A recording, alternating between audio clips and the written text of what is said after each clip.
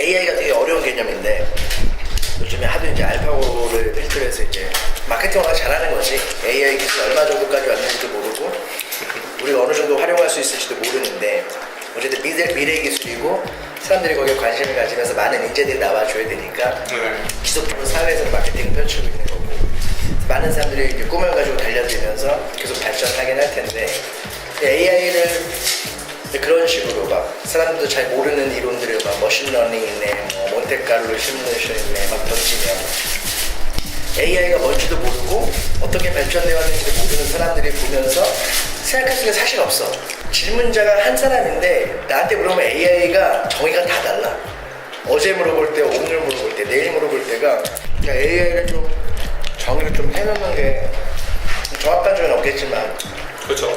생각을 해보면은 정의 자체가 있기가 어려운 게 무슨 물리적이나 수학적인 그런 개념이 아니라 AI가 결국은 Artificial Intelligence니까 인공지능 그 자체잖아요. 우리가 지능이라고 생각하는 거를 사람이 인공적으로 모사를 해서 만들어내겠다 그 기능을 하는 거를 그게 인공지능의 전부인데 그 모사하려고 하는 혹은 할 수 있는 지능이 뭐냐 그리고 이제 지능, 지성, 인텔리전스가 뭐냐로 들어오는데 이건 솔직히 말하면 물리 영역이 아니죠. 어떻게 보면은 그지? 옛날에는 원숭이는 글씨를 못 쓰니까 글씨를 쓰는 기계도 글씨를 쓰는 것도 인간 지성 영역이라고 여겼어요. 그래서 글 쓰는 로봇 같은 거 만들었어요. 손에 갖다 쥐어주면은 프로그램에 해가지고 필기처럼 멋지게 사인도 하는 그런 인형 같은 기계들도 만들었는데 그러다 보니까 더 이상 AI의 영역이 아니게 됐어요. 어떻게 보면. 아니 그거는 그냥 간단한 기계 장치로도 할 수 있는 거였네? 그럼 일단 네. 인텔리전스에 대한 인텔리전스에 대한 얘기를 먼저 해야 되잖아. 네. 그럼 이제 그래 돌은 차치하고 너는 지성이 없어. 자 그 다음에 한 단계 넘어와서 그러면 벌레는 지성이 있어? 그쯤 되면 어려운 것 같아요. 그러니까 벌레에 대해서 기대하는 거는 솔직히 말해서 상상성 정도에 불과하다고 봐요. 그러니까 먹어야 살아남으니까 뭔가 번식해야 살아남으니까 그 정도에 따라서 움직인다는데 인지과학이나 심리학 이쪽을 하는 전문가가 정확히 정의를 해야겠죠. 근데 이제 비전문가로서 느껴지는 감정으로서 벌레까지는 아닌 것 같고 벌레에서 좀 더 들어. 네, 더 들어왔는데 파충류 같은 애, 양서류나 파충류 이런 애 지성이 있다고 보여지나? 어류, 붕어가 IQ를 제법 3 이렇게 있다고 한간에서 얘기를 하잖아. 걔는 지성이 있는 건가? 어류? 그러니까 이제 지성의 여러 축들 중에서 그쯤 돼야 이제 몇 단계가 나타나는 기분이 든다라고 볼 수 있는 것 같아요. 예를 들어서 나 말고 그러니까 벌레도 사실 이거는 저는 개미나 벌 정도 되면은 제가 지성했던 한 가지 케이스 중 하나가 자기 말고 나 말고 타자에 대한 그러니까 동족인 타자에 대한 인식이 어느 정도 있다고 생각을 하거든요. 그러니까 나 말고 다른 개체가 어떻게 활동할지를 알고 내가 움직이는 거니까 그 정도면은 이게 참 웃긴 거예요. 우리가 느끼기에는 저 정도면은 똑똑하고 뭔가 지성이 있구나라고 생각하고 싶은데 그래서 뭐가 있냐라고 물어보면 참 정의하기 까다로운 거예요. 그게. 그러면 네. 생존을 위해서 하는 것들에 대해서는 우리가 뭐 이렇게 특별히 러닝이란 말을 붙이지 않잖아. 학습의 측면에서 네. 학습이 되면 지성이 있다고 판단을 할 수 있는 거라고 한다면 네. 지금까지 나왔던 AI들도 학습을 못했던 건 아니잖아. 그렇죠. 제로는 아니죠. 그렇지. 네. 그동안 했었던 건 학습했는데 네. 알파고가 빵 터진 거는 학습을 넘어선 단계에 와 있다고 판단을 하거든. 알파고와 함께 AI가 빵 터진 거는 그거를 좀 넘어서서 다른 측면의 사고를 하게 됐다라는 걸로 인해서 이 패러다임이 한번 전환이 되는 게 아닌가 싶은 거지. 근데 그럼 그게 뭐죠? 이게 뭐가 바뀐 거죠? 응? 뭐가 바뀐 거죠? 그러니까 체스나 이런 것처럼 단순하게 생각을 하면 장기두고 이런 거 하는 애들이 있잖아. 네. 근데 어느 정도 확률 게임을 하더라도 확률이 컴퓨터가 계산할 수 있을 만큼의 경우의 수를 가지고 있는데 네. 바둑은 그렇지 않다는 거지. 그러면 스스로 판단해서 다 계산을 못하니까 판단해서 최적의 확률 틀을 찾아가서 놓게 되면은 이게 인간이 생각하지 않았던 새로운 길을 스스로 만들어낸다는 거지. 거기는 그거는 맞거든요. 새로운 지식을 창출할 수 있는 것까지는 맞는데 저는 그게 본질이 사실 방법론적으로 새로운 패러다임이 나타난 게 아니라 비해서 계산력이 압도적으로 증가하는 게 사실은 가장 크다고 봐요. 우리가 뇌를 모르니까 우리 뇌를 정말 고수 레벨로 가면 감이라는 게 잡히는 거고. 근데 이게 이제 기계로 학습이 가능해졌다는 거는 10에 120승까지는 못 가도 10에 한 10승, 15승까지는 가볼 거란 말이에요. 그 짧은 시간 안에. 그 정도를 한 번에 가볼 수 있는 연산력과 복제 가능하고 전달도 가능하고 뜯어서 분해도 가능하고 이런 우리가 학습 시스템을 만들었다는 것 자체가 그러니까 그러면 이제 막말로 사람이 할 수 있어도 예를 들어 이미지 클래시파잉 사람이 할 수 있잖아요. 사람이 그 답을 알았는 게 필요한 게 아니고 너 보고 찾아라 해결할 수 있는 거잖아요. 그 치면은 네.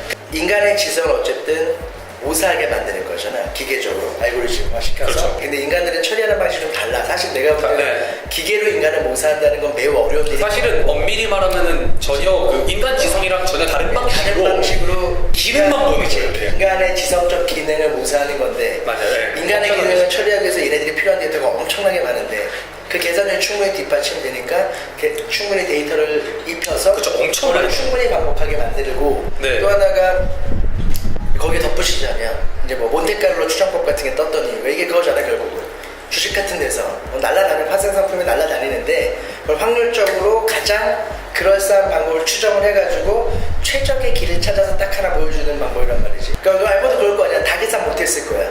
계산해본 확률들의 분포를 보고 최적의 방법을 찾아서 나름의 트리를 만들어 찾은 다음에 이렇게 수를 둬가지고 도스를 하는 거지. 이게 어쩔 수 없는 게 몬테카를로 방법이라는 게 디멘션 수가 커질수록 힘들어질 수밖에 없잖아요. 왜냐면은 2차원 안에서 찍어보면 되는데 그 랜덤워크도 2차원에서는 무한히 다시 원점을 밟지만 3차원에서는 돌아올 수 없는 것처럼 디멘션과 파라미터의 수가 많은 공간에서 우리가 최적화를 하려고 들면은 몬테카를로 방법으로 찍다가는 대체 이 미니멈이 어디 있는지 찾기가 점점 더 기하급수적으로 이 찍어봐야 할 점들이 많단 말이에요. 무작위 점을 찍어서 맞는 쪽으로 가는 다 건데. 계산하지 않겠지. 네. 그래서 이제 뭐 디센트 이런 방식들을 쓰는 건데 가장 효과적으로 로컬 미니멈을 찾아 내려갈 수 있는 방법을 만들어낸 거예요. 우리가 잘 모르는데 이 시스템이 분명히 어떤 복잡한 함수들의 어떤 결합을 나타내질 것이고 그 함수 공간에서 우리가 원하는 목표 예를 들어 정답 셋과의 뭐 미니멈 에러의 제곱 혹은 승률 이런 걸 잡아놓고 그게 최소화되도록 거꾸로 돌려놓는 방법. 그러니까 그 안에 있는 네트워크가 뭔지 몰라도 아이디어 자체는 그거예요. 근데 이제 그 안에 들어있는 게 이 사람 신경이 정보 처리하는 데 뛰어나네. 신경망처럼 네트워크를 짜면 괜찮지 않을까. 그래서 사실 시작을 한 게 지금 하고 있는 머신러닝, 특히 또 아티피셜 뉴럴 네트워크 쪽. 뭔지 모르겠는데 우리도 사실 우리가 강아지를 뭘 보고 강아지를 판단하는지 솔직히 잘 모르잖아요. 그런 것들까지도 기계가 판단할 수 있게 되니까 어떻게 보면 우리가 더 이거 진짜 사람이어야 할 수 있는 것 같은데? 라고 지능이다. 우리도 뭔가 우리가 더 판단을 잘한다는 건 아는데 뭘 구분하고 판단하는지 모르는데 얘도 이제 할 수 있게 될 정도로 복잡도가 올라간 거라고 봐요 사실. 지금까지 논의된 바에 의하면 인간이 갖고 있는 논리적 구조가 있는 거고 아직은 정확히는 모르지만 다만 지금은 계산력의 발달, 그 다음에 여러 가지 이제 공학의 발달, 알고리즘들이 워낙 많이 나오다 보니까 수학적 베이스도 이제 상당히 탄탄해졌고 이런 걸 바탕으로 얘네들이 이제 많은 데이터와 좋은 알고리즘으로 인간의 기능들을 하나씩 네. 모사하고 있다는 거잖아요. 네, 연산력으로 정확히 때려 맞추고 있다는 거랑 맞습니다. 그러면 네. 이제 인간이 단순히 직관으로 판단했던 것들을 얘네들은 직관이 아닌 데이터와 알고리즘으로 판단한다는 거죠. 인간은 이거를 막 따져보려고 해도 안 되던 거를 우리는 경험과 여러 가지 직관을 막 찍잖아. 네. 이렇게 해서 틀릴 수도 있고 맞을 수도 있는데 얘네들은 매우 정교하게 그걸 만들어서 할 수 있기 때문에 얘네들이 모사한 기능은 인간보다 좋을 수도 있겠네요.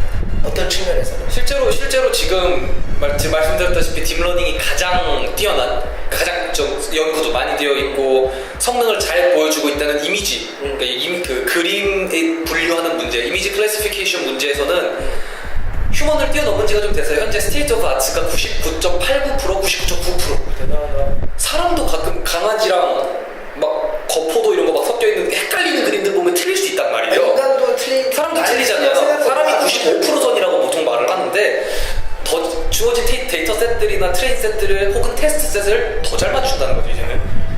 근데 저는 그럴 수 있다고 생각해요. 우리보다 이미지를 더 많이 봤을 수 있다고 봐요. 이 머신러닝 시스템이라는 게 결국은 지금은 그 데이터 양과 연산량을 기반으로 돌아가고 있는 행렬 곱셈 시스템이라고 저는 생각해요. 다만 그 연산량이 늘어나기만 많기만 하면 우리가 지성을 단순히 따라할 수 없을 거라 생각했는데 충분히 많은 양이 되니까 우리가 지성이라고 생각하는 것도 우리가 따라가는 거죠. 논의해내면 인간의 지성이라는 펑션 중에서 인간의 지성은 네, 워낙 엄청 많은데 복잡하고 그것도 다양하게 연결돼 있으니까 이거를 그냥 내비두고 현재로서는 알파고 혹은 뭐 클래시피케이션 하는 친구들처럼 특정 기능들인데 네, 지금까지 인간을 목사하지 못했던 특정 기능들을 지금 만들고 있는 거에 있어서는 인간보다 훨씬 뛰어난 네, 뛰어난 성능을 보이고 성능을 보이고 있고 이제 이런 것들이 인텔리전스라고 하면 네. 이걸 일단 어느 정도 이제 여기까지 합의를 받고 그러면 이제 궁금한 것들이 많을 거야. 뭐가 이제